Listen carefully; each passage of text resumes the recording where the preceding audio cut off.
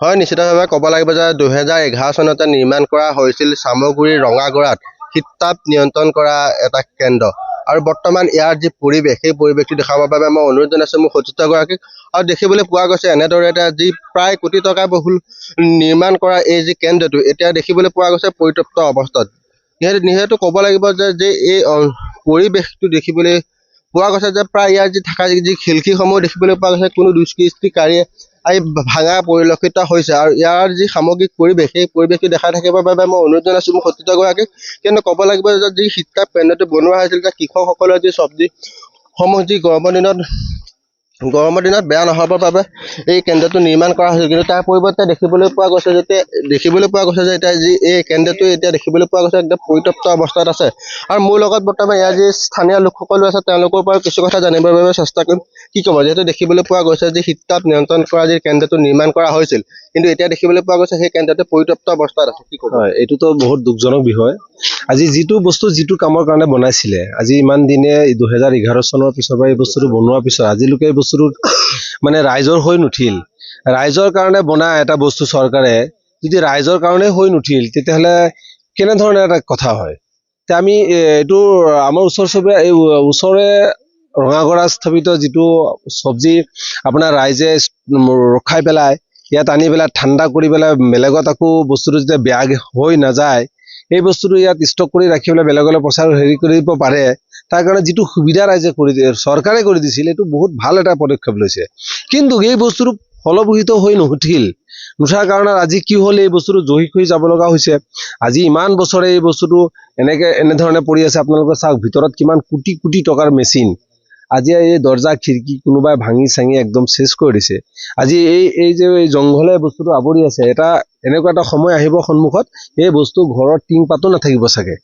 আমি চৰকাৰৰ বৰ্তমান যি চৰকাৰ আছে, চৰকাৰৰ এটা কথা ক'ব বিচাৰিছোঁ আপোনালোকৰ মাধ্যমেৰে, তেওঁলোকে যাতে এইটো এটা পৰিদৰ্শন কৰি যিহেতুকে এইটো এটা বিভাগ আছে, বিভাগীয় কৰ্তৃপক্ষক এই কথাটো যোগ কৰি পেলাই যাতে তেওঁলোকে আহি পেলাই এই বস্তুটো যাৰ কাৰণে যিটো ৰাইজৰ হকে বনাইছিল, ৰাইজৰ হকে আকৌ পুনৰ্জীৱিত কৰিবৰ কাৰণে চৰকাৰক আমি এটা অনুৰোধ জনাইছোঁ। যিহেতু এই কেন্দ্ৰটো ইতিমধ্যে অপেনিং হোৱা নাই, দেখিবলৈ পোৱা গৈছে ইয়াৰ যি স্থানীয় কৃষকসমূহ আছে তেওঁলোক যথেষ্ট অসুবিধাৰ সন্মুখীন হৈছে। নিশ্চয় এইটো আজি ইমান দিনে হৈ আজি অপেনিঙেই নহ'ল। প্ৰথম আধাৰশিলা কৰি বস্তুটো কাম ষ্টাৰ্ট দিয়ে, টকা পইচা ইমান লোকচান কৰি পেলাই আজি যদি এইটো অপেনিঙে নহ'ল, এনেকৈ যদি পৰি থাকিল তে কি লাভত হ'ল? ৰাইজৰ একো কামেই নহ'ল তেতিয়াহ'লে এইটো কৰি পেলাই। আৰু এই বস্তুটো আপুনি এতিয়া অলপ যে ভাল দেখি আছে, ইয়াৰে ওচৰৰে এটা ল'ৰা চাগে পহৰা এটা দিয়ে, পহৰা দিয়াৰ কাৰণে আজি এই বস্তুটো অলপ ঠিক ঠাকে হৈ আছে। নহ'লে 11 চনত বনোৱা বস্তু আজি ঠিক ঠাক হৈ নুঠিলে হয়। তেওঁ অকলে গোটেই এটা বাউণ্ডাৰী অকলে পহৰা দিয়াটো সম্ভৱপৰ নহয়। কাৰণ আজিকালি যি চোৰৰ যি উৎপাত, ঘৰত মানুহ থকাৰ পিছতো চোৰে বস্তু লৈ যায়। আৰু এনে এটা বৃহৎ প্ৰকল্প, এই বস্তুটো যে পহৰাৰ মাধ্যমত যেতিয়া চৰকাৰে যেতিয়া এটা কৰি ব্যৱস্থা কৰিব লাগে, আৰু এই বস্তুটো পুনৰ্জীৱিত কৰি ৰাইজৰ হকে ৰাইজৰ যাতে সুবিধাৰ্থে বস্তুটো কৰি দিব লাগে। দেখিবলৈ পোৱা গৈছে ঘৰ জংঘলে আৱৰি ধৰিছে। হয়, জংঘলে আৱৰি ধৰিছে। তাকেইতো আপোনালোকে চাইছে যিটো জংঘল যেনেধৰণে হৈছে, এয়া বস্তু ঠিক ঠাক হৈ নাথাকিব এটা সময়ত। আমি এই জংঘলৰ মাজত আমি এনেধৰণৰ কথা আমি দেখিবলৈ পাইছো যে ইয়াত জুৱাৰো আড্ডা হৈছে। দেখিবলৈ পোৱা গৈছে কোনো দুষ্কৃতিকাৰী আহি পেলাই আজি নিশ্চয় ইয়াত দুষ্কৃতিকাৰী সোমাই পেলাই এই চৰকাৰী বা ৰাইজৰ যি সম্পদ বিনষ্ট কৰি দিছে। ইয়াত গ্ৰিল লগোৱা আছে, গ্ৰিল নাথাকিলে মোৰ মনে কয় ভিতৰত যি বস্তু আছে চব বস্তু উলিয়াই লৈ গুচি যাব।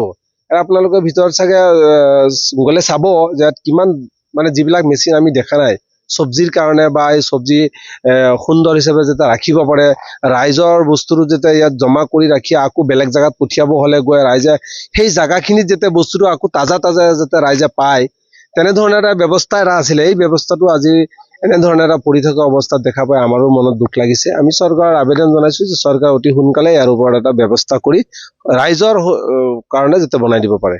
নিশ্চিতভাৱে মোৰ লগত আৰু এগৰাকী যুৱক আছে, তেওঁৰ পৰাও কিছু কথা জানিবৰ বাবে চেষ্টা কৰিম। কি কাৰণে দেখিবলৈ পোৱা গৈছে যে এতিয়াও কিন্তু পৰিত্যক্ত অৱস্থাত হৈ পৰিছে এই শীতলীকৰণ কেন্দ্ৰটো? হয়, নিশ্চয়কৈ বৰ্তমান দেখা পোৱা গৈছে যে ইয়াত এখন ড্ৰাগছ আৰু ভাঙৰ আড্ডাৰ ৰূপে পৰিগণিত হৈছে। কাৰণ আপোনালোকে চাইছে চাগে যেনেকে গ্লাছখিনি ভাঙি থৈ গৈছে, তাৰপিছত যেনেকে বস্তু বাহিনী নষ্ট কৰা দেখা পোৱা গৈছে, তো ড্ৰাগছ আৰু ভাঙৰ হেৰিখিনিৰ আড্ডা ৰূপে পৰিগণিত হৈছে। গতিকে মাননীয় মন্ত্ৰী ডাঙৰীয়া এতিয়া আমাৰ সমষ্টিৰ এইখিনি জেগা অন্তৰ্ভুক্ত হৈছে। এইখিনি পুনৰ্জীৱিত কৰি পেলাই ৰাইজৰ কাৰণে সুবিধা কৰি দিব লাগে, তাৰ কাৰণে আহ্বান জনানো হয়। হয়, নিশ্চিতভাৱে ক'ব লাগিব যে শীতলীকৰণ কেন্দ্ৰটো অতি সোনকালে যাতে ৰাইজৰ হকে পুনৰ খুলি দিয়ে বা মুকলি কৰে, এই ক্ষেত্ৰত দাবী জনাইছে যি স্থানীয় লোকসকলে।